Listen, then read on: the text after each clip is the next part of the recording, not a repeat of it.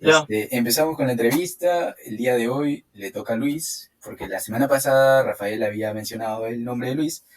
Y pues nada, ¿no? Le damos la bienvenida. Luis es estudiante actualmente de matemática en San Marcos, así que él se va a presentar de la forma como guste. Así que, pues nada, Luis, siéntete lo más cómodo posible, no te preocupes, aquí nadie te va a funar, nadie te va a decir nada, o sea, tranqui, no pasa nada. Ah, ya. Hola, mi nombre es Luis Estefano Guzmán Almanza, tengo 24 años, estudio matemáticas en la Universidad Nacional Mayor de San Marcos y estoy contento de recibir esta entrevista de Piero, un gran amigo. No, Piero. Está bien, Luis. Y pues nada, a ver, me imagino que has leído la revista pasada, pero esta revista, al menos en esta edición, la vamos a hacer de una manera bastante similar a la anterior. Va a ser primera pregunta, respuesta, todo lo que deseas explayarte. Después la segunda pregunta, respondes. Tercera, respondes. Y cuarta, respondes. Son cuatro preguntas de diferentes temas en realidad, ¿no? En lo que te conozco, he podido elegir algunas preguntas que sé que más o menos te puedes explayar de la forma como tú sabes, ¿no? Así que, pues nada, empezamos. ¿Todo bien? ¿Listo? Sí, Ya. sí. Cualquier pregunta es bien recibida. Dale, dale. A ver, primera pregunta. Me he dado cuenta que muchas veces no solamente en discusión general, sino que también en grupos de amigos, cuando paramos hablando de repente en, en las mismas reuniones de mensa, es muy recurrente el tema de la genialidad, de la inteligencia, y básicamente ese es el motivo de mi pregunta, ¿no? Para ti exactamente, si tuvieras que definirlo de la forma más completa posible, ¿qué es para ti ser un genio? Pero puedes poner un pausa un ratito. Ya, ya, ¿qué Una fue? pausa. Un toque. Dame 2 minutos. Ya, ya.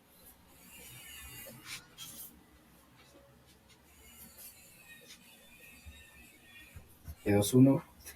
A ver, la pregunta pasada, después de los comerciales, fue, ¿qué es para Luis Guzmán ser un genio? ¿No? Esta pregunta va más que nada para que trates de definir de la manera más completa posible, según tu entendimiento y según tu estudio, qué es lo que realmente define la genialidad en una persona. Así que, pues nada, extiéndete, como gustes. Ya mi primer acercamiento hacia un genio fue cuando tenía, a ver, 13 años. 13 años, por ahí. Cuando vi un video de Dross, el primer video de Dross sobre James William Sidis, sobre la cantidad de idiomas que hablaba, sobre las cosas que hacía. Luego siempre he leído biografías de genios, como Newton, como Nikola Tesla. Y, y según como yo lo veo, el genio es más, es una construcción, es una parte es intelectual, pero otra gran parte es una construcción social. Hay muchas equivocaciones en la cultura popular sobre lo que es ser un genio. A veces hasta incluso le añaden virtudes como honestidad o trabajar. No es un genio si es que no trabaja para el bien común, para el bien del progreso de la humanidad. Cuando no es eso, ¿no? En realidad el genio puede ser bueno, puede ser malo, se asemeja más a un animal salvaje que a un dios. Y el genio no es que podamos convertirnos en un genio. El genio no es alguien que sabe un montón, ¿no? Si piensas en los ejemplos de la historia, los genios, a quienes catalogamos como genios, han sido un rasgo importante, es que han sido prolíficos. Es decir, que han tenido aportes importantes, ¿no?, a la ciencia. Pero también hay algunos al estudiar su historia, también he notado que o sea, si bien ha sido importante su aporte, no fueron los únicos, ni los más importantes. Hay muchos genios que han sido olvidados y que tal vez en el futuro se les reconozcan. Y ahí es donde yo digo el constructo social. Para que, para que exista el genio, necesitan existir personas que llamen a esta persona genio. En palabras simples, necesita publicidad, necesita que se lo reconozca, necesita que todo el mundo lo ame. Si no, no existiría tanta gente que dice Steve Jobs es un genio, Bill Gates es un genio, y a cada hombre rico que aparezca le van a llamar genio, porque es parte de la cultura. Siempre el genio es más como un mito, es como un mago. Ahora, Además, el genio, se habla mucho sobre Kim Il-jong, y otros genios que les llaman genios fracasados. Ahora, ¿de dónde nace este genio fracasado? Es como yo le llamaría un pseudo genio, un genio artificial, que se le confunde a este personaje con el genio histórico, ¿no? Como Newton.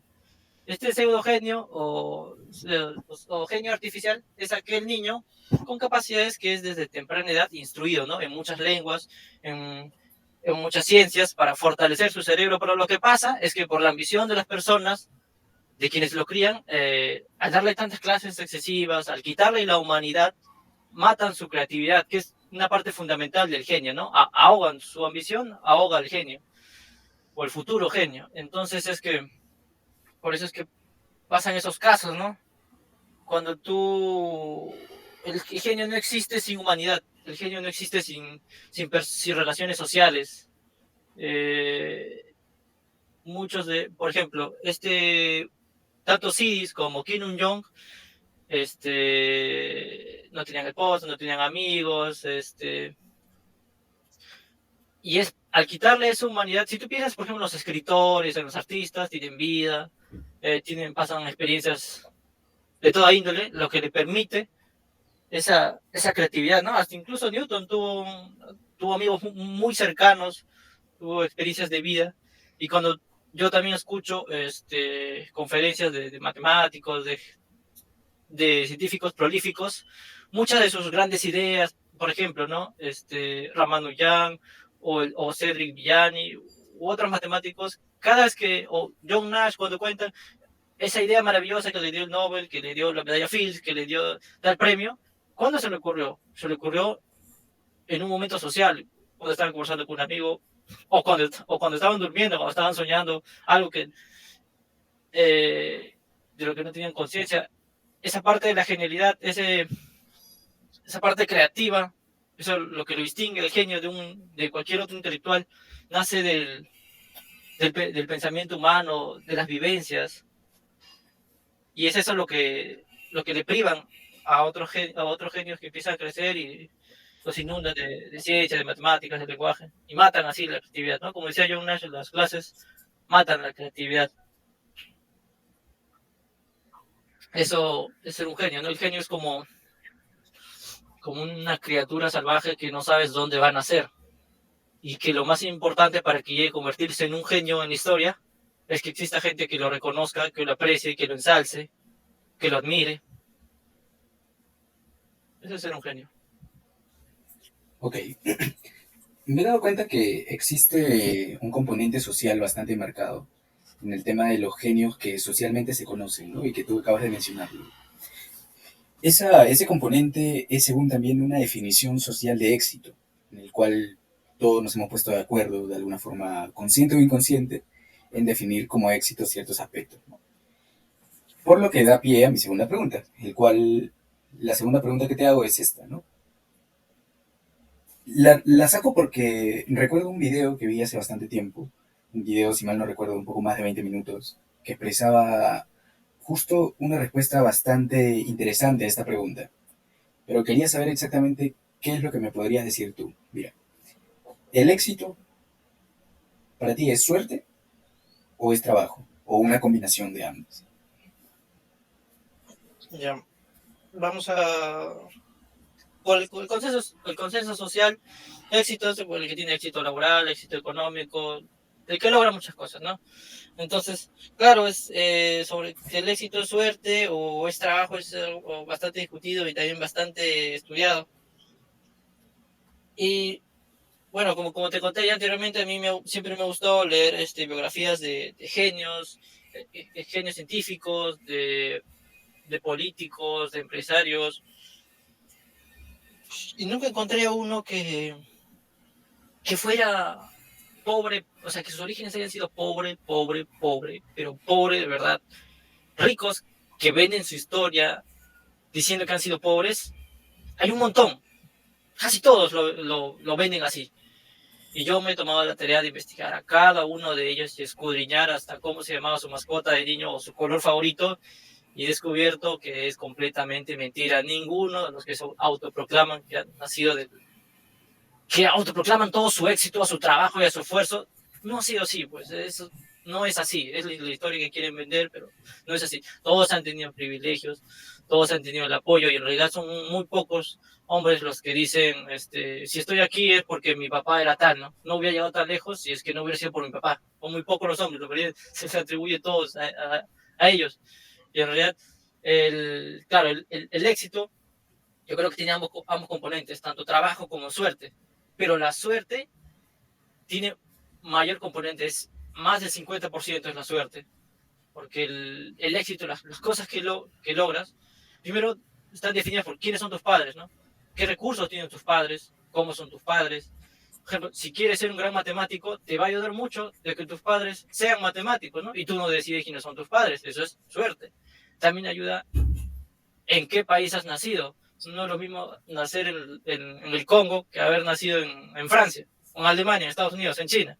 No es lo mismo haber nacido en una familia pobre con una familia rica, y todo eso es suerte, y eso va a tener una mayor influencia que todo el trabajo que quisieras ponerle. Todo el empeño del mundo tú lo pones, pero eso no va a tener el mismo peso que el lugar donde has nacido y los padres que has tenido, ¿no? Y además la crianza es importante. Tus padres, ¿qué van a hacer que quienes están contigo en tu temprana edad son los que te van a formar, son los que te van a... Ese esfuerzo, ese trabajo que tú tanto te atribuyes, que son parte de ti, de tu responsabilidad, de tu empeño, ¿quiénes te lo han inculcado al final de cuentas? Tus padres, ¿no? Y tú no has elegido a tus padres. Entonces, hay muchas cosas que no controlamos a veces, pero no está mal, ¿no? No está mal darle una importancia al trabajo y a mis propias decisiones, porque si bien es cierto, hay muchas cosas que no controlamos, son más las cosas que no controlamos que las que controlamos y que nos influyen y que tienen un poder importante en nuestra vida. Es mejor, paradójicamente, pensar lo contrario. Es por eso que se vende la idea contraria.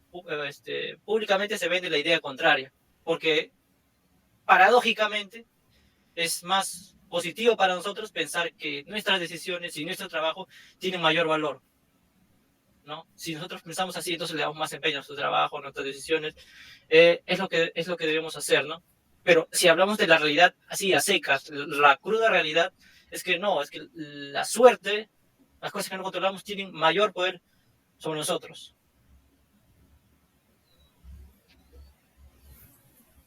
Ok. Has mencionado algo bastante importante, ¿no? Que es el tema de que nosotros no decidimos como tal el tema del nacimiento y muchos otros factores que realmente dependen mucho del ambiente y como tú mismo mencionas de la suerte, ¿no? Nuestros padres que tengan un poco más de capacidad económica nos pueden dar prioridad o nos pueden aperturar a poder conseguir una mejor educación. Eh, Además de eso, conocer otro tipo de círculo de personas y también influye mucho la cultura que se tenga, ¿no? Porque no es lo mismo la cultura de pensamiento de una persona que vive, por ejemplo, en las zonas más alejadas de un departamento muy pequeño en las provincias del Perú, o de repente a una persona que toda su vida pues, ha vivido y se ha rodeado pues, de personas de la clase alta de San Isidro, ¿no? O sea, es diferente sus metas, sus expectativas de vida también, ¿no? Y claro, existen definitivamente bastantes niveles, de alguna forma, de educación en lo que respecta a capacidad económica y también a posibilidades, ¿no? Por lo cual, tú has mencionado también el componente de trabajo, ¿no? No es como que solamente sea uno o sea otro, sino que son realmente ambos, pero claro, definitivamente la suerte tiene un papel mucho más importante de lo que la gente usualmente cree, ¿no? En este caso, se ha hablado mucho de la influencia de la educación netamente acá en el Perú. Muchas veces incluso nosotros lo hemos conversado de que existe una cultura y un estudiante promedio de diferentes universidades o de repente sistemas de educación, por ejemplo, de diferentes colegios. Un estudiante promedio de un colegio como el Markham no sería igual al estudiante promedio de un colegio nacional por ejemplo, Apurímac, por darte un ejemplo, ¿no? Es lo que, es lo que te quería preguntar, ¿no? ¿Hasta qué punto realmente nosotros podemos tener esa influencia o con respecto a nuestra educación? Muchas veces se ha hablado sobre la típica pregunta de la universidad hacia el alumno hacia la universidad. quisiera saber exactamente cuál es tu postura con respecto a este tema y, y bueno, expláyate todo lo que desees y no te preocupes porque estamos en un ambiente seguro y realmente, y realmente toda la, ¿cómo decirlo? Todas las respuestas realmente son muy bienvenidas. Así que no te preocupes, estamos, creo, hasta donde tengo entendido, todos los leyentes de esta revista están lo suficientemente abiertos de pensamiento para poder contrastar ideas y valorar todas por igual, ¿no? Así que, pues nada, a ver, Ya. expláyate lo que es eso. El alumno no hace a la universidad, ¿no? El alumno hace al alumno, ¿no? Tú puedes ser... Ah, quiero empezar primero, antes era muy prejuicioso, ¿no? Muy prejuicioso si alguien venía de una universidad con poco prestigio y decía, este pata es burro, fijo es burro. Pero me he dado con la grata sorpresa de que no, hay gente de universidades que no tienen mucho prestigio, pero que se defienden. E incluso puede llegar a tener una capacidad superior a alguien de una universidad prestigiosa, un alumno promedio o un alumno flojo de una universidad prestigiosa. Ahora, pero esto no quiere decir que el alumno haga la universidad, porque ese será uno de 1 millón, pues. El decir que el alumno hace la universidad es como decir que los hijos hacen al papá, a los padres, ¿no? Entonces, claro, y si nos vamos a los colegios, es lo mismo, la universidad te va a dar los profesores, te va a dar la malla curricular. Claro, tú puedes ser aún más que eso, ¿no? Tú puedes buscar tus propios libros, aprender aún más de lo que te dan las clases, pero no vas a cambiar la universidad. Puedes mejorar tu educación, sí, tú vas a aprender más que el resto, vas a ser un alumno ejemplar, pero no vas a cambiar la universidad, no vas a hacer que la universidad sea mejor, no vas a hacer a la universidad. Y ahora, esta frase de la universidad es alumno es clásica, es una respuesta emocional de las personas que están en universidades que no tienen prestigio, pero, y dicen, no, la universidad es el alumno. Lo dicen porque, como una defensa, ¿no? Como una defensa, porque su universidad es poco prestigiosa, ¿no? Eh, pero la realidad es que, así como te di el ejemplo de los padres van a ser al hijo. La universidad va a tener una implicancia, van a ser un factor de mayor importancia en la formación del alumno que el mismo alumno. Nosotros, las personas, por nosotros mismos, hacemos muy pocas cosas por nosotros mismos. Quiero que todos los que me están escuchando, me están leyendo, quiero que piensen en sí mismos y digan las cosas que, teniendo 18, 19, 20 años, cuántas cosas hicieron por sí mismos y cuántas cosas hicieron porque le exigía la universidad, porque le exigían sus padres, porque le decían hacer esto, hacer. La mayoría, es que está dentro de la naturaleza humana la obediencia, está dentro de nosotros hacer, hacer el mínimo esfuerzo de lo que nos piden. Y quien te va a exigir, quien te va a pedir, va a ser la universidad. Si estás en la disposición de elegir tu universidad, elige la mejor. Elige la mejor, la que te dé lo mejor, mejores profesores, mejores bibliotecas, mejores oportunidades de trabajo, más investigación científica. El alumno, y como respuesta, ¿no? Para concluir, ¿no? El alumno no hace la universidad. El alumno se hace a sí mismo. El alumno hace al alumno, pero el alumno definitivamente no hace a la universidad. Y tampoco la universidad hace al alumno. Tampoco lo, pero tiene una importancia, digamos que es algo así como la suerte, ¿no? O la pregunta anterior.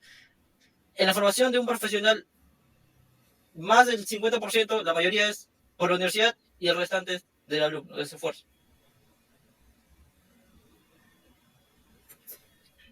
Antes de pasar a la siguiente pregunta, también una de las razones por las cuales la pregunté es justamente por qué tanto, qué tanto tiene la influencia cultural del alumno promedio de diferentes universidades sobre un alumno que realmente quiere tener un pensamiento como tal, ¿no? Es como que, por ejemplo, siempre hago la analogía como que cuando uno, por ejemplo, condejo neutro, en este caso peruano, a no ser de que seas, que no seas pituco o seas de barrio, entonces te vas de repente a otro país y no pasa mucho tiempo y empiezas a adquirir el dejo de otros países, ¿no? Porque son de alguna forma un poco más fuertes y además la influencia cultural es fuerte. Entonces, antes de pasar a la siguiente, quisiera que ahondes un poquito más en lo que respecta a esto, ¿no? Y es decir, ¿qué tan complicado puede ser para un alumno, en este caso promedio, que entra, por ejemplo, a un tipo de universidad en específico, no sucumbir ante, ante alguna forma la normalización que impone la misma sociedad en la cual uno está involucrado. Ya, ya, ya. Es, yo creo que es, me pregunto cuán difícil es, ¿no? Debe ser muy difícil, sobre todo, ahora, si hablamos de universidad, no va a ser tan difícil como, por ejemplo, sería en colegio, ¿no? En colegio, cuando eres más joven, eres más influenciable, pero digamos que en la universidad, digamos, ¿cómo no ser absorbido por la mayoría, ¿no? Digamos, en tu universidad las fiestas están por todos lados, cómo no caer en eso, ¿no? Eh, Sí, es un ejemplo superficial, pero bueno, no, es pero una de las ramas, ¿no? debe ser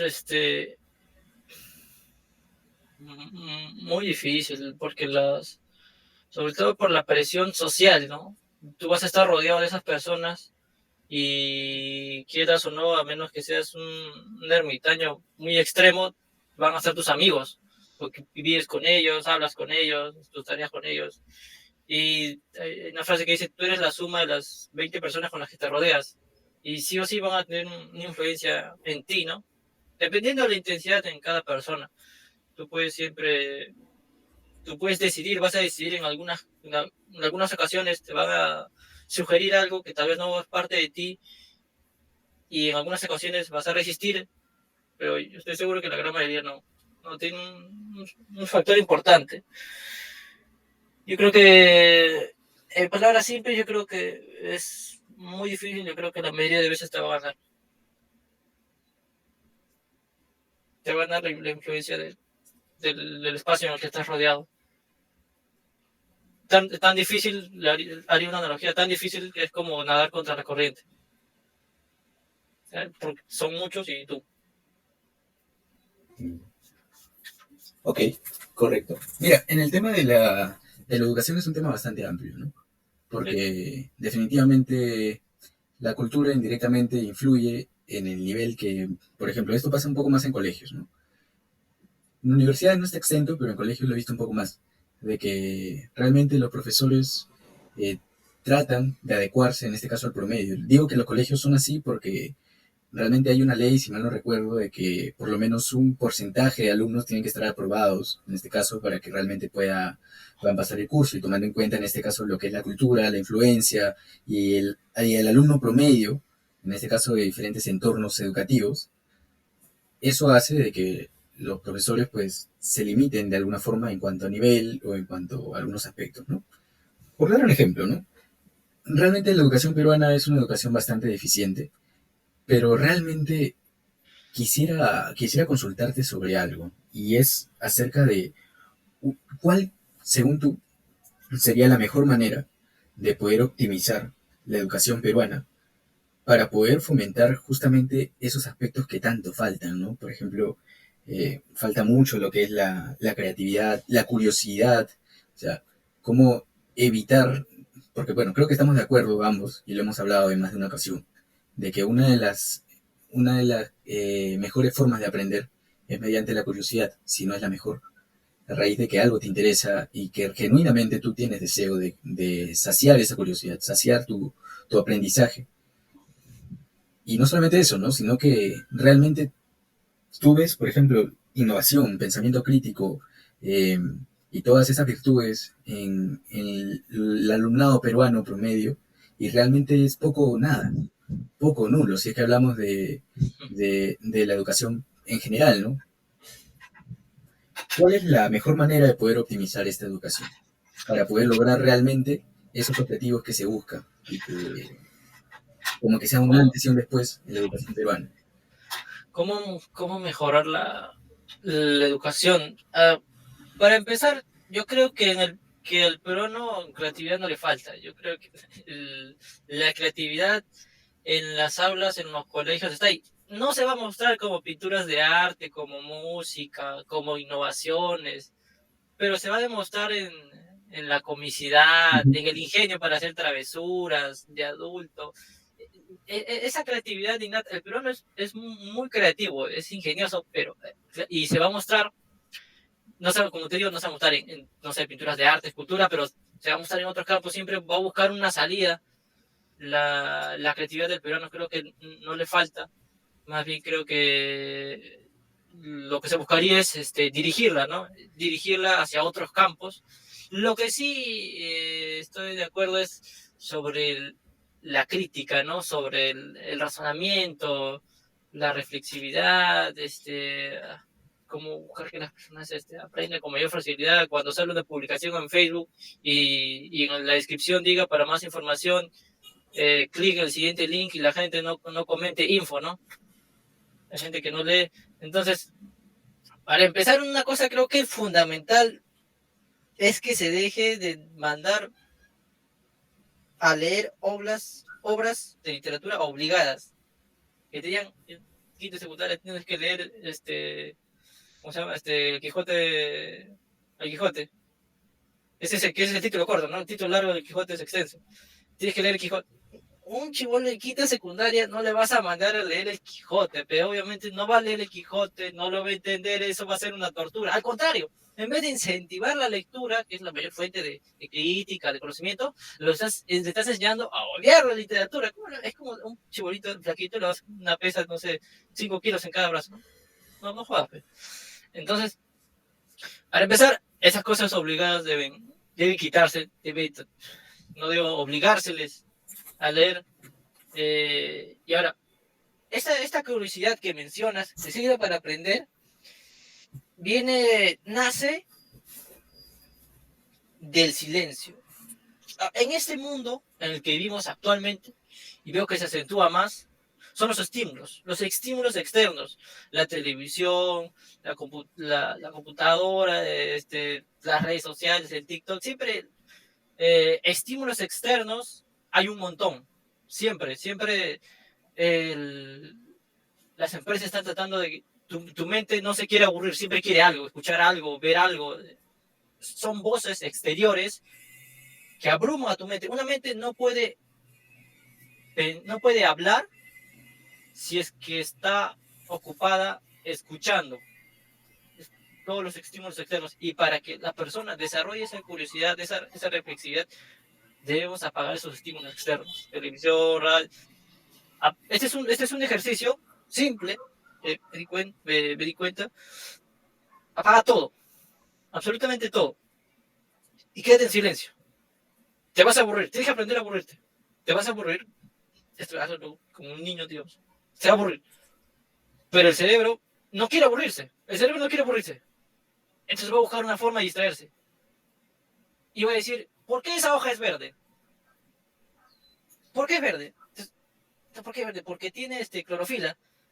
¿Y por qué la clorofila es verde? Porque contiene magnesio. ¿Y por qué el magnesio hace que sea verde? Y ahí viene toda la teoría de la luz. Y entonces, o digamos, estás aburrido, no hay nada en tu casa. ¿Qué haces? Observas cómo caen las gotas en el tallo, está mal logrado, está goteando. Y tú dices, ¿por qué esa gota tiene esa forma? ¿Por qué no cae en cubos, por ejemplo? ¿Por qué no cae en cilindros? ¿Por qué tiene justo esa forma? Ahí es cuando tú te distraes con pequeñas cosas que pasan a tu alrededor y te empiezas a preguntar por qué pasa así, para no aburrirte. Y ahí es cuando empiezas a aprender. Ahí es cuando, claro, y debe haber alguien, te va a decir, esto es así, es así, es así, es así, esto pasa por esto, por esto. Y te vas interesando. Y esto no lo digo como solamente teoría, esto es casi prácticamente lo que me pasó a mí. Yo pasé mucho tiempo solos, casi sin ruido en mi casa, absoluto silencio, casi 6 horas al día pasaba sin televisor, sin ningún estímulo, y lo único que tenía para distraerme era mirar el plástico, mirar el cemento mal puesto, mal diseñado, mirar las manchas en la tierra, el agua cómo caía, las formas que tomaba, y me preguntaba cosas, y luego buscaba en los libros respuestas, y así es cuando vas aprendiendo. Y de esa forma, al tú buscar las respuestas a las preguntas que te haces cuando estás aburrido, es cuando ahí vas a empezar a leer. Siempre puedes empezar ahí a leer, siempre las historias interesantes. La literatura, a un niño, como mencioné, no lo vas a mandar a leer Quijote. Dale una lectura sencilla. 50 páginas, 20 páginas. Debe ser algo divertido, ¿no? Entretenido. Y luego ya la reflexión, el razonamiento ya se va desarrollando con el tiempo, ¿no?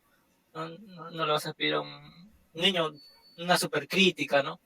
Se va desarrollando con el tiempo, con las experiencias, ¿no? Es algo que es como si fuera una planta que la cultivas con el tiempo, ¿no? No es algo que le exiges o que o que le mides y que hay ciertas métricas para ver cuánto va avanzando, ¿no?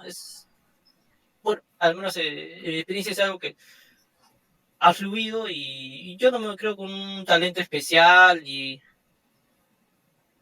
nada, y cuando he conversado con otras personas que no son de leer ni nada de esas cosas, ni pertenecen a personas que a sí mismas se llaman que no son estudiosas y no les gusta nada el estudio. Pero cuando tú conversas con ellas, genuinamente yo creo, en el fondo de mi corazón, de mi mente, de mi alma, de que esa curiosidad de niño aún existe. Ahí está. Esa curiosidad por aprender, y lo tengo muchos amigos, esa curiosidad por aprender, esa curiosidad de niño existe, es latente en todas y cada una de las personas. Lo que pasa es que con los estímulos externos y con un mal ambiente, ese niño se ha dormido, se ha asustado de que no respondan sus preguntas, de que le hablan de otra cosa y está oculto, pero yo creo que está presente en todas las personas. Así que a los niños déjenle de obligarles tareas, lecturas y en lugar de eso, póngale un ambiente sin estímulos externos y van a ver cómo va a empezar a aprender como de la nada. Como decía el filósofo francés René Descartes, decía que en realidad nosotros ya sabemos todo y en realidad lo que hacemos al aprender es simplemente recordar, ¿no? Y esa frase de René siempre quedó presente en mí desde la primera vez que lo escuché, ¿no? Solamente tenemos que observar y aprender a escuchar, aprender a preguntarnos. Esto. Ok, mira, antes de finalizar esta pregunta, me has dado, en este caso, más que nada consejos, en este caso para los jóvenes, no solamente para los jóvenes, sino que para las personas en general, para poder desarrollar justamente esa curiosidad que en este sistema pues cada vez más se está perdiendo.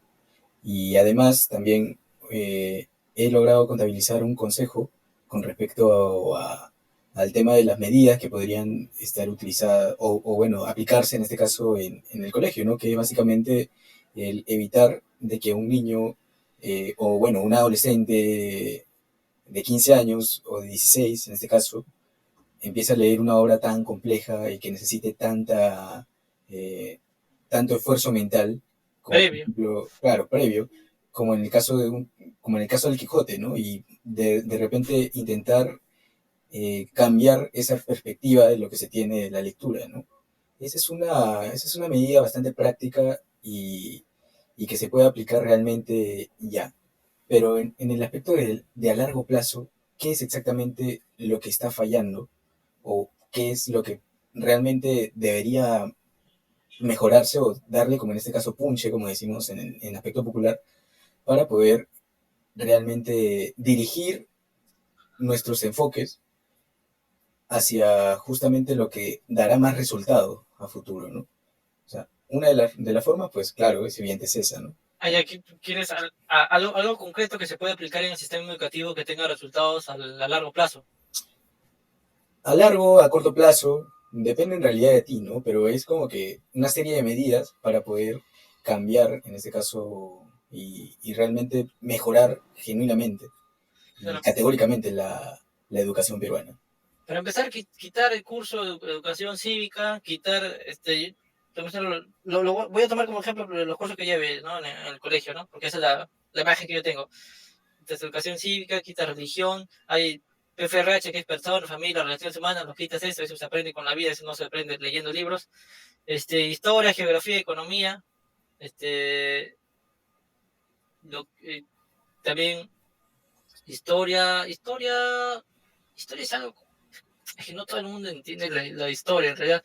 no es aprenderse fechas, ¿no? En realidad tiene un significado más allá. Economía, a ver, economía, algunas cosas, geografía también, quitaría, pero lo que estoy seguro es religión, educación cívica, PFRH y dejo las ciencias exactas, ¿no? Y añadiría filosofía. Ahora, no quiero que... A veces también depende de los profesores, ¿no? También la forma en cómo se enseña, ¿no?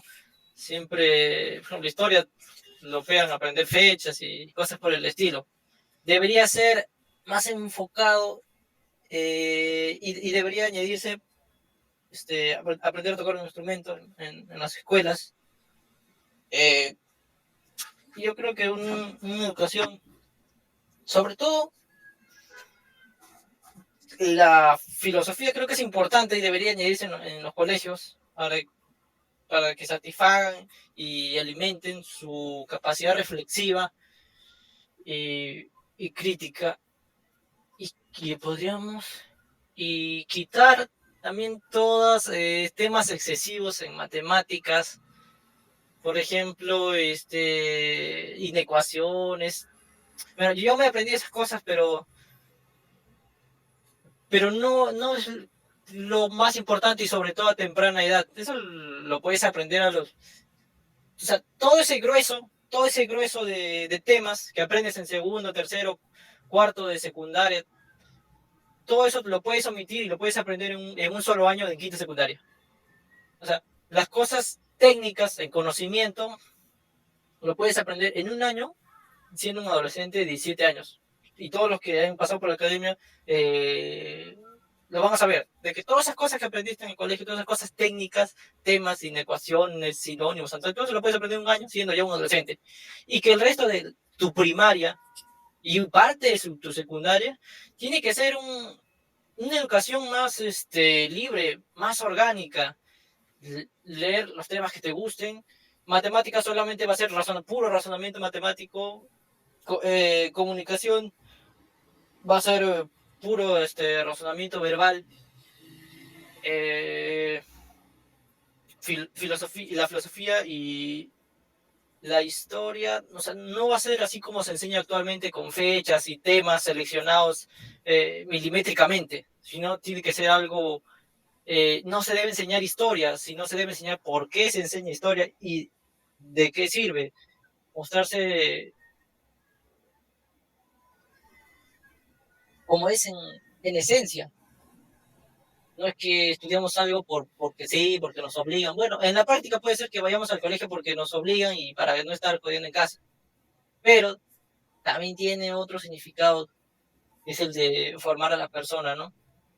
Y, y resumiendo, no. Y resumiendo, sí, ¿no? Todos esos temas delimitados milimétricamente, quitarlos de toda la primaria solamente enseñar lo más básico, como las operaciones básicas, las figuras, esas cosas.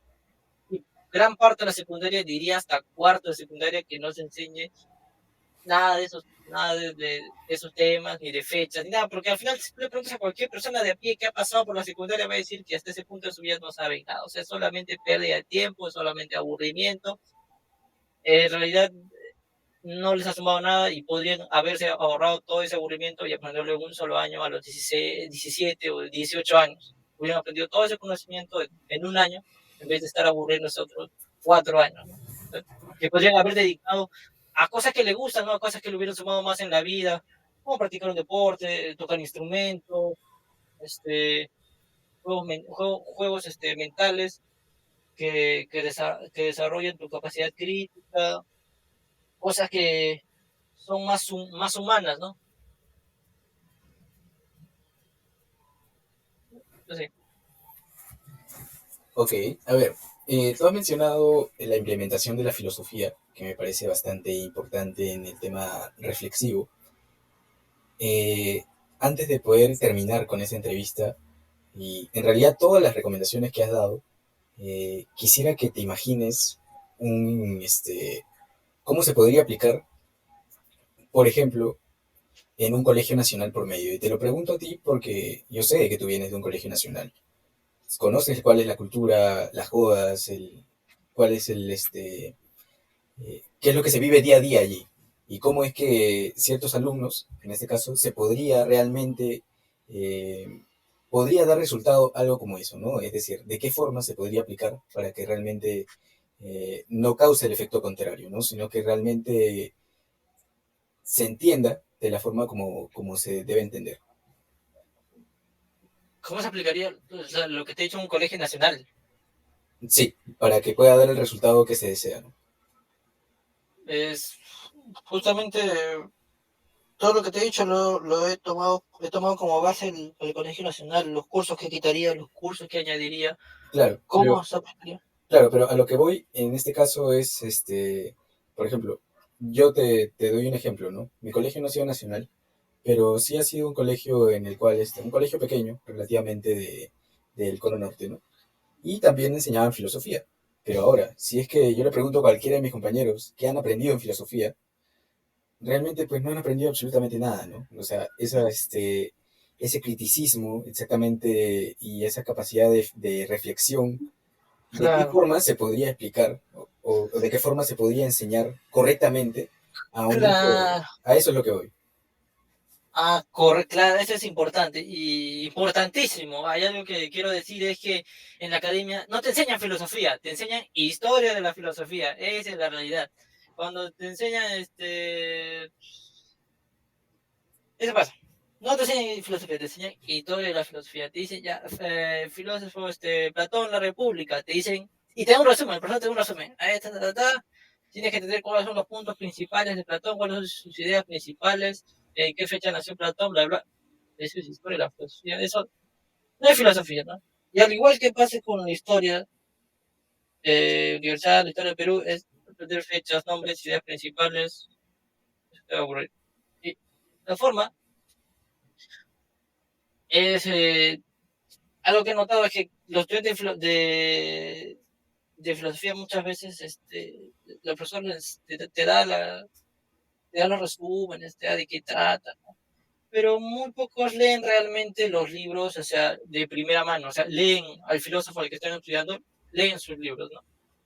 Y la filosofía tendrías que no hablar sobre la República de Platón. Voy a poner un ejemplo, no tendrías que hablar sobre la República de Platón y cuáles son sus ideas principales. Quieres aprender filosofía, tendrías que agarrar el libro y ponerte a leer.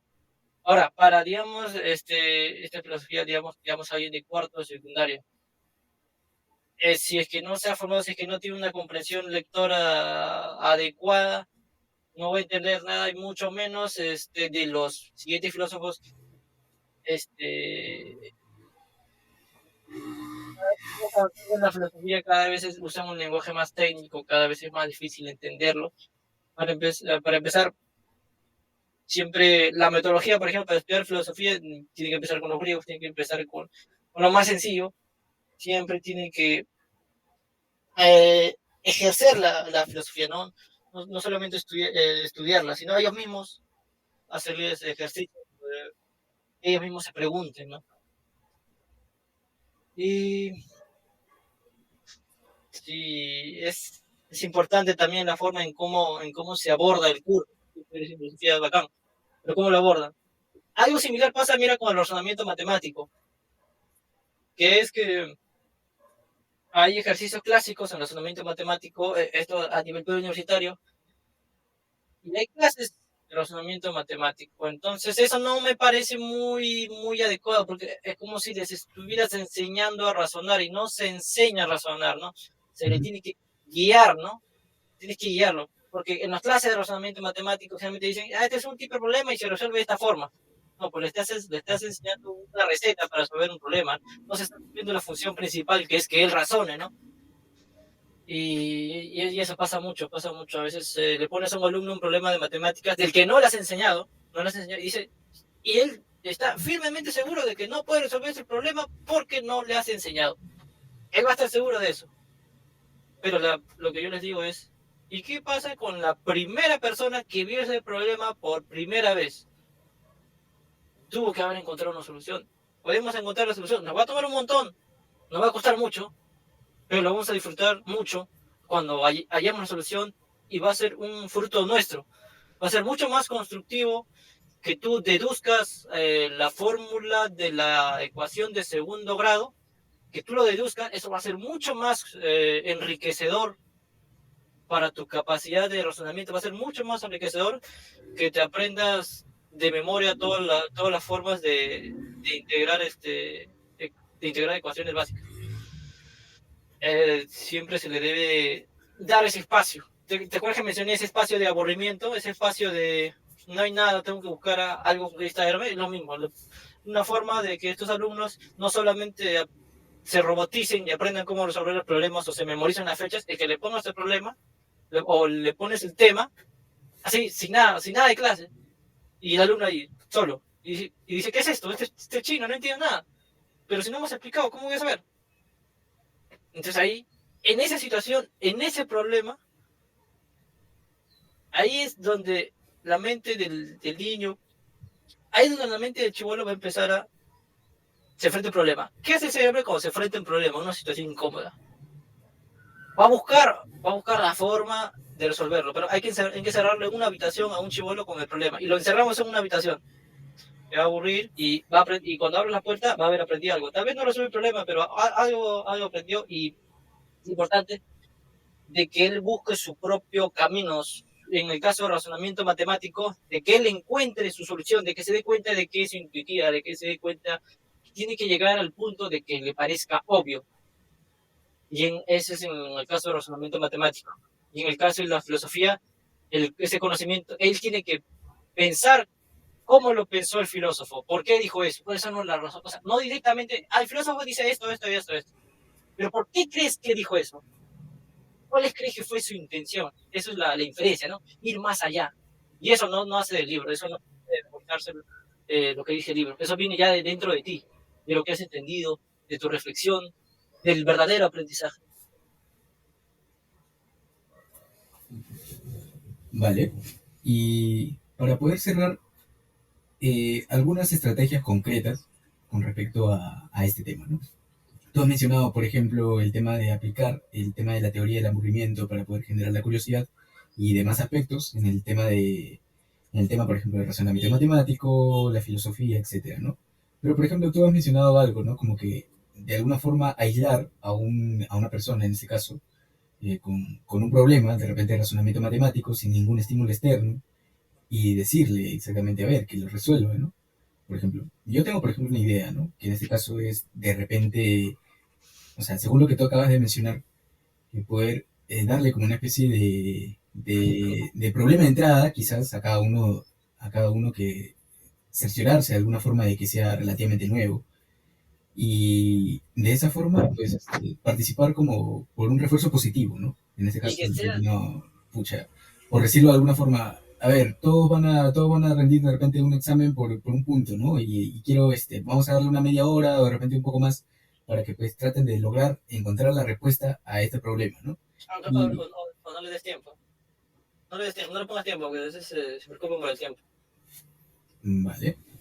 O sea, esa podría ser una forma, ¿no? Pero, a ver, ¿qué formas prácticas? Sobre todo en el tema de la filosofía, ¿no? Que venga un profesor y te diga, ya, mira, ¿sabes que este pata ha sido un filósofo antiguo que ha mencionado algo como esto? A ver, ¿por qué crees que lo ha dicho? Tal, tal, tal, tal. O sea, es lo que se me viene a la cabeza en este momento, pero, a ver, me gustaría que Por puedas un ejemplo, poco más desarrollar. Y además el tema de la historia también me gustaría que lo desarrolles un poco más, el tema de otras ciencias exactas, porque, claro, exactamente, de repente no enfocarse en el tema de las fechas, pero de qué forma enfocarse de repente en el suceso como tal, pero a ver, ¿de qué manera? O sea, un poco más por práctico ejemplo, y un poco más concreto, ¿no? por ejemplo un profesor te presenta en clase, está ahí en silencio. ¿Qué tal, muchacho? Buenos días, buenas tardes, ¿cómo están? Ayer me estaba tomando mi desayuno y me hice esta pregunta. Tal vez uno de ustedes se lo ha preguntado, tal vez en algún momento, tal vez sí, tal vez no. No pensaremos hoy día. ¿El hombre, por naturaleza, es bueno o es malo? O sea, digamos que, imagínate, cada uno de ustedes, imagínate que tus padres no están, no te obligan a nada. Tú eres bueno, digamos, si alguien se cae, tú lo levantas por tu propia voluntad o lo haces porque tu madre siempre te enseñó a ser buena persona. ¿Tú crees que eso es parte de ti? ¿Te nace ser amable? ¿Te nace ayudar a los demás? ¿O crees que es algo que nos impone? Y cada niño, digamos, si empieza así con una pregunta abierta y con la cual el niño puede identificarse en cierto grado, en este caso, ya no, un niño no podría pensar en esta pregunta, tendría que ser un adolescente ya a quien le hacen esta pregunta abierta y el que pueda, para responder a esta pregunta, pensar en sus experiencias propias, en sus propios pensamientos, pueda enlazar esta pregunta que está dando el profesor con lo que yo he vivido, con lo que he pasado, con lo que veo, con mis reflexiones. Entonces ahí vas a despertar en el adolescente esa curiosidad y va a decir, te va a dar tu respuesta, va a escuchar la del resto y va a decir, oye, pero ¿cuál será la respuesta, no? Ahí se va a interesar. Entonces ahí tú puedes decir, bueno, hubo un hombre que se hizo esta pregunta y se dedicó a intentar responderla. Uno de ellos fue Jean-Jacques Rousseau. Él dijo que el hombre era bueno por naturaleza. Pero ¿por qué bueno? Bueno, estas son las, y ahí empiezas a explicar. O sea, no le das la respuesta de frente. Primero haces que la curiosidad y la pregunta nazca genuinamente de la persona. Una vez que el alumno va a desear la respuesta, ahí se la das. No le das de frente la respuesta. O sea, no le das comida a quien no tiene hambre. Primero tienes que incentivar ese apetito. Sería una forma, ¿no? En el caso de la filosofía. Por ejemplo, en el caso de las matemáticas, empezaría con un problema sencillito.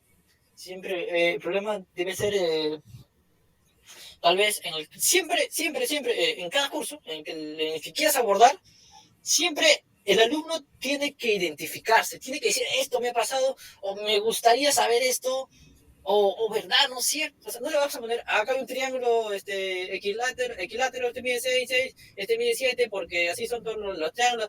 No le das de frente la respuesta. No le das de frente el conocimiento. Porque él dice, ¿para qué necesito aprender esto? ¿Por qué se puso a hablar de la nada? ¿Por qué sean isósceles? Y pueden aparecer muchas preguntas y te dicen, no tienes por qué saber eso, solamente apréndetelo, memorízatelo, porque esa es tu obligación. Y esto no tiene que ser necesariamente así. Bueno, actualmente no es así, pero podría ser de otra forma. Por ejemplo, digamos que tú estás, por ejemplo, en el caso de las matemáticas están en todos lados. En todos lados yo siempre digo que las matemáticas son el verdadero lenguaje universal innato de los seres humanos. Los seres humanos están hechos para hacer matemáticas. Las matemáticas son una creación de las personas. Y no han nacido de la nada, no existen de la nada porque a alguien se le ocurrió que todos deberían aprender matemáticas. No, nacieron de la necesidad. Todo el conocimiento humano ha nacido de la necesidad. Y tenemos que hacer que esa necesidad en los adolescentes, el adolescente que esté estudiando tiene que identificarla, tiene que nacer. Por ejemplo, en el caso, por ejemplo, de los triángulos, rectángulos, por ejemplo, él podría, digamos, decir, a ver, estoy viendo un edificio, pero, digamos, ayer vi la película Godzilla y yo vi que Godzilla tenía la misma altura de un edificio, no sé, de 20 pisos. Pero, ¿cuánto mide Godzilla? Digamos que lo que nos interesa, digamos, Godzilla es enorme, pero ¿qué tan grande es? Llega a un edificio de 20 pisos. Ya. ¿Y a qué distancia estaba de la costa? Entonces, ahí tú, al hacerte preguntas, vas a ir haciendo, cálculos. Por ejemplo, a mi hermano, por ejemplo, él no es de matemáticas ni para nada, pero cuando está en su juego me dice, este 37, ¿qué tanto por ciento es de este 58? Porque es los puntos que necesito para pasar al siguiente nivel de mi juego. Y yo digo, esta es la fórmula y hazle acá, allá. Y lo aprende. Siempre debe existir la necesidad. A veces, y lo difícil es que, como un adolescente, a veces no puede ver esa necesidad. Incluso va a decir, oye, ¿para qué necesito? Pero ahí están las matemáticas. ¿Y sabes dónde lo van a encontrar? Y es una poderosa herramienta que ahora lo he pensado con anterioridad en los videojuegos. En los videojuegos y las estrategias para llevar un juego óptimo, hay matemáticas. Solamente que, bueno, los adolescentes pueden verlo, tal vez algunos, no todos van a ver las matemáticas que están detrás. Pero si tú le dices que estas matemáticas, las que le vas a enseñar en clase, le van a ayudar a comprender mejor el juego y a ser un mejor jugador y verdaderamente lo notan, lo sienten que es así, se van a empezar a interesar, porque van a ver una utilidad, ¿no? Algo, lo aprendo por esto, ¿no? Y luego, y luego tal vez dejan de jugar el juego, pero van a seguir aprendiendo las matemáticas porque tal vez en el proceso se van a dar cuenta de que son divertidas, de que son intuitivas, y van a empezar a ver más cosas, ¿no?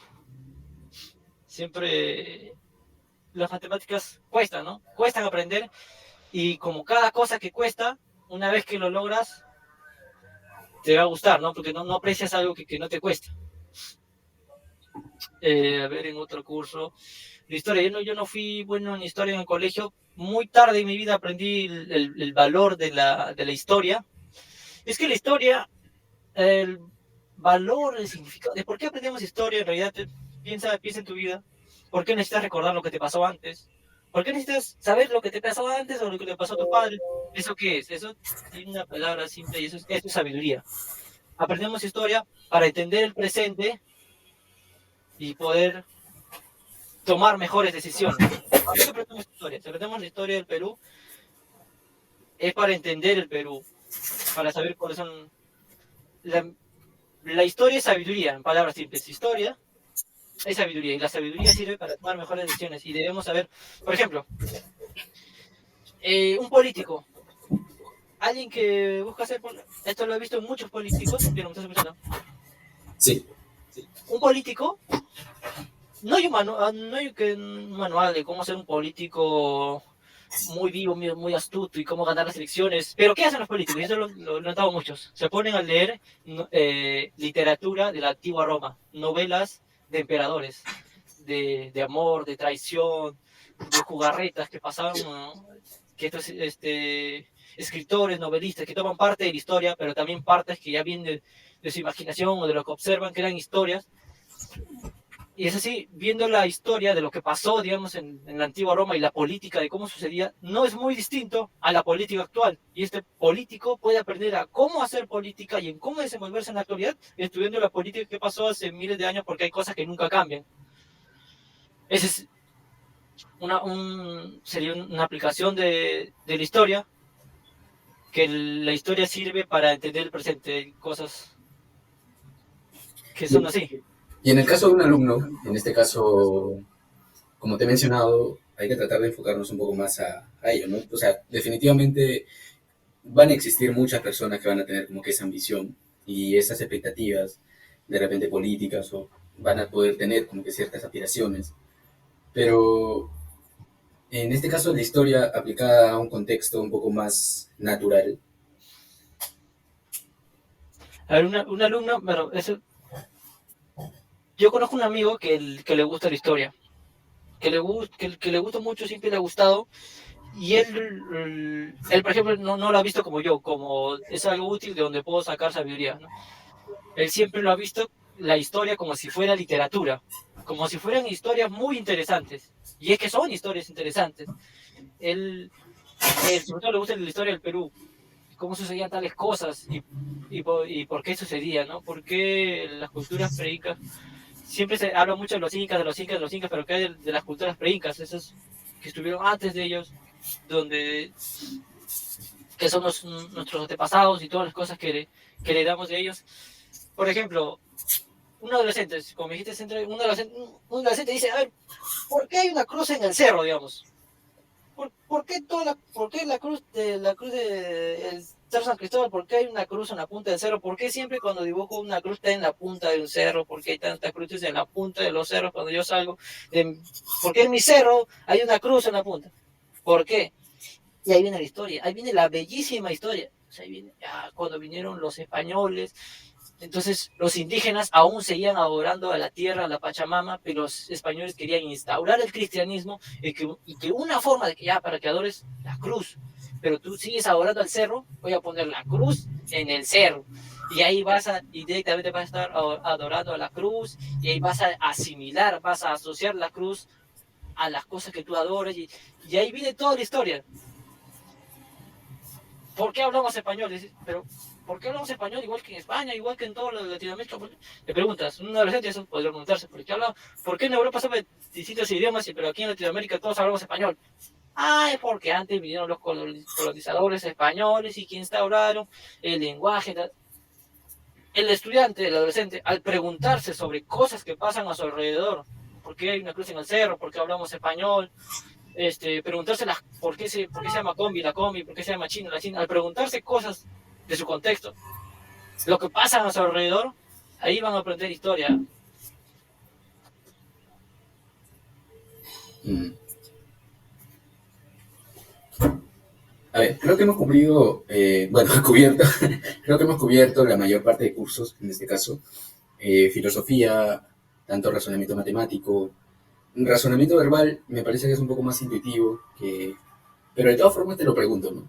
Con respecto a la educación en razonamiento verbal, lo que respecta a la academia, a lo que nosotros nos enseñan para poder prepararnos, para poder ingresar a una universidad, ¿qué es lo que se cambiaría en este caso para poder lograr realmente el objetivo de razonamiento verbal? ¿O lo dejarías así tal y como está? El razonamiento verbal. A ver, esto sí, se tiene que mejorar. Quizá sería muy razonamiento, razonamiento verbal. La comprensión lectora en muchas personas es baja. Es baja porque no leen la forma, y esto pasa mucho, de hecho, mucho, es que se centran en las preguntas literales. O sea, citar directamente lo que dice en el texto. ¿No? Y eso puede ser cualquiera, eso puede ser un robot, una máquina. Y dejan de lado las preguntas de inferencia, ¿no? Las preguntas de inferencia que solo se pueden responder si has entendido realmente el texto. Las preguntas de inferencia cuya respuesta no está en el texto directamente, no es algo que copias. Algo que pasa muy frecuentemente es que se le da el texto y se le da para responder, ¿no? Y puede revisar el texto cuantas veces quiera. Pero hay algo un ejercicio que no practica mucho, es el leer, darle a leer el texto y después quitar el texto. Y ahí vas a ver realmente cuánto ha sido su retención. Ahí vas a ver realmente cuánto ha entendido. Esto, por ejemplo, no he visto que se practique mucho. Y una vez que le dices, ya, esta es la respuesta. Y a veces no dicen por qué es esa la respuesta, ¿no? O no te dicen por qué las otras no son la respuesta. Eso, por ejemplo, he notado en las clases, ¿no? De razonamiento verbal que he visto en academia, ¿no? Te dan la respuesta, te dan una pequeña razón de por qué la respuesta, pero ahí queda. Es pasar la siguiente, pasar la siguiente. Cuando, cuando el alumno en realidad no entendió realmente por qué esa es la respuesta, ¿no? Acentuar ese aspecto, ¿no?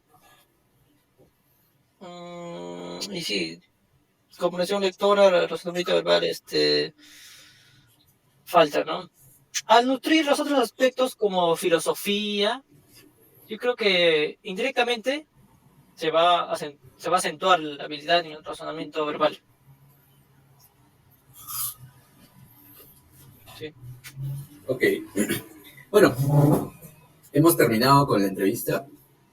Eh, ¿Qué te ha parecido? No lo sé, nos hemos tomado prácticamente un poco más de una hora, pero pues nada, ¿cuáles son tus impresiones? ¿Qué tal? ¿Cómo te has sentido? Y si es que de repente desearías abordar otro tema más o algún otro aspecto, normal, siéntete libre, hermano. ¿Algún otro tema más? Es que, claro, yo tengo como sentado, yo tengo las ideas sueltas, ¿no? No he pensado nunca en cuáles son las medidas concretas, ¿no? Exactas que se podrían aplicar en el sistema educativo, ¿no? Que está tan dañado, tan bajo, ¿no? Y si hay gente talentosa es porque ellos se han esforzado en aprender más que la media, ¿no? Mm. Eh, mm, la libertad. Creo que de todas las cosas que he mencionado, algo que ha sido omnipresente y que ha estado ahí en segundo plano en todas las respuestas que he dado es la libertad. La libertad de aprender, ¿no? Ahora que quisiera citar esto, y es que cuando tú lees un libro, generalmente todas las personas que he conocido siempre dicen, agarran un libro y quieren leer desde el inicio hasta el final. Le empiezan al inicio, leen unas cuantas páginas y se quedan. porque quieren leerlo de inicio hasta el final. Y yo pensaba una cosa, y luego lo leí y vi que no era el único en algunos libros, noté que también daban ese consejo, es la libertad de aprender, la libertad del lector, es que tal vez a algunos no les gusta esto, pero eso es lo que yo pienso, que puedes leer al inicio, puedes leer el final, no te sientas mal si es que no terminaste de leerlo, tal vez lo puedes leer el mes siguiente, el año siguiente, puedes leerlo 1, 2, 3 veces, puedes revisar el índice y dices, me interesa exactamente este capítulo, me voy directamente a ese capítulo y empiezo a leer ese capítulo porque eso es lo que te interesa. Y tal vez leyendo ese capítulo te va a interesar el siguiente, o tal vez te va a interesar el anterior capítulo, de qué trató. Y poco a poco va a ser, no, me interesa el otro, ¿no? Ya me interesa el otro capítulo. Y te das cuenta que vas a ir completando el libro porque empezaste, digamos, con el capítulo que te interesó, o digamos, ya no me interesa leer, solamente me interesa lo gráfico, quiero ver el gráfico, la imagen bonita que tiene este libro. Y luego dices, pero quiero entender más la imagen, necesito más información, esta imagen me impactó mucho. Y empiezas a leer un poquito. Mira, yo te cuento que el primer libro que leí, y esto una coincidencia con mi tío también, que empezábamos igual, es que el primer libro que yo leí fue el diccionario. Y mi tío me dijo el otro día una frase que me caló y me dijo, el diccionario no es para consultarlo, el diccionario es para leerlo, como si fuera un libro de inicio a fin. No es que solamente lo consultas cuando no sabes una palabra, es para leerlo, como si fuera cualquier otro libro. Y lo que me pasó directamente cuando fui niño es que lo leí como si fuera una novela, lo leí de inicio a fin y no empecé leyendo página por página. No, si yo era un niño, tendría, ¿cuánto? 6, 7 años. Sí, aproximadamente. 6, 7 años, los únicos libros que había en mi casa era la Biblia y el diccionario. Leí los dos. Pero te cuento, cuando leí el diccionario, agarré el diccionario y me fui a la última página porque habían dibujitos bonitos sobre los sistemas del cuerpo, las capas de la tierra, las partes de la célula. Lo que me interesaba era que eran láminas y tenían colores muy bonitos. Muy bonito, fue lo primero que me llamó la atención. Empecé a leer primero las imágenes del diccionario, las imágenes. Cuando eres niño te jalan las imágenes, y luego cuando estás en las imágenes quieres saber un poco más, o hay una letra al costado que tal vez que no conoces, y te jala, te va a jalar. Y para esto, ¿qué es importante? Lo que iré mencionando es la libertad. La libertad de empezar a leer, si quieres desde el inicio, si quieres desde una página, si quieres no estudies ese tema, si quieres vete a otro cuando eres un niño, no deben obligárseles, aprende esta cosa, ¿no? Esto acá, porque las matemáticas tienes que aprenderlas porque te van a ayudar a desarrollar tu razonamiento y parece ser, siempre se debe, la libertad es fundamental, porque cuando una cosa se vuelve obligación, aunque te guste, aunque te encante, cuando algo se vuelve obligación, inmediatamente deja de gustarte. Así que mi palabra final sería libertad. Resumiría todo las palabras que he dicho solamente con una única palabra y esa es libertad. Muy bien, Luis. Acabamos de terminar la entrevista. Ha sido bastante interesante nutrirnos de alguna forma con esta conversación y creo que las personas que están leyendo también, en este caso la revista, o estén escuchando en este caso el audio, va a ser igual de nutritivo, ¿no? Así que, pues nada, te dejo para que puedas, si deseas, dar unas palabras de agradecimiento, dar una frase final. Y también al último, también es la siguiente pregunta que siempre se hace al finalizar esta sección, pero después no te preocupes, ¿no? Así que adelante, tus palabras, no sé, lo que desees decir. Palabras finales. Gracias, Pedro, por la entrevista, por brindarme este pequeño espacio para expresarme. Siempre las cosas, decirlas con mucha sinceridad. Y habría un par de cosas que quisiera mencionar. Es que siempre, cuando estudien, siempre usen palabras coloquiales. Tiene que ser algo visceral. Tiene que ser algo propio. Y estoy seguro que muchos compañeros que lean se van a identificar. Y también espero que haya salido bien la entrevista. Y nada más. Ok, Luis, como es propio de esta sección, esta última sección, siempre al entrevistado, en este caso, viene a raíz o de una aleatoriedad o de una recomendación de un previo invitado. Como sabrás, la revista pasada, Rafael fue el que te recomendó y te dijo, yo quiero que la siguiente persona que esté parada en este espacio, o bueno, sentada de la forma como esté, pero la siguiente persona que yo quiero que participe en este espacio tiene que ser Luis. O sea, él te mencionó así tal cual, ¿no? Entonces, bueno, mi pregunta es exactamente la misma que les hago pues, a las personas que participan en este espacio, que es, ¿te gustaría que la siguiente persona sea elegida netamente por aleatoriedad? O, en este caso, si es que te gustaría o tienes alguien en mente, ¿no? A ver, alguien en mente de quien me gustaría escuchar sus respuestas. Tal vez podría ser... a ver, podría ser... Exacto, ya sé de quién. De Jorge Cabello. Porque ya hemos sido dos jóvenes. Ya hemos sido dos jóvenes los dos primeros en esa entrevista. Y me gustaría escuchar las respuestas de alguien experimentado, ¿no? Alguien que siempre cuando lo he escuchado es alguien muy centrado Ujú. y con pensamientos originales. Así que mi nominado es el doctor Jorge Cabello. Ok, Luis. Y bueno, con esto damos por finalizada la entrevista. Espero que te hayas sentido cómodo, genial y pues nada, tu palabra de despedida para poder terminar. ¿A palabra de despedida? Si deseas, o puedes decir, no sé, lo que en realidad te venga en gana, ¿no? Para poder ya dar por finalizada la entrevista. Eh, sean libres de estudiar, sean libres y... Ahora yo lo que quiero mencionar no es una palabra final, pero me gustaría que siempre recalco, ¿no? Eso del aburrimiento, que si es algo que me gustaría recomendar a las personas, ¿no? Que aprendan a aburrirse. No soy el único ni el primero. Ha habido muchos otros, otras personas, pensadores, intelectuales que han hablado mucho sobre el aburrimiento y sobre cómo sus mayores ideas han nacido así, en el silencio absoluto. No había nada. Esto. Bueno, Luis, muchas gracias. Muchas gracias por participar y pues nada, al doctor Jorge Cabello lo esperamos en la siguiente edición de Atenea. Así que pues nada, espero que te hayas sentido cómodo. Sí, sí, bastante bonito. Gracias, Pedro. Dale, Luis, Nos cuídate. vemos. Chao, cuídate. A ver, espérate, espérate,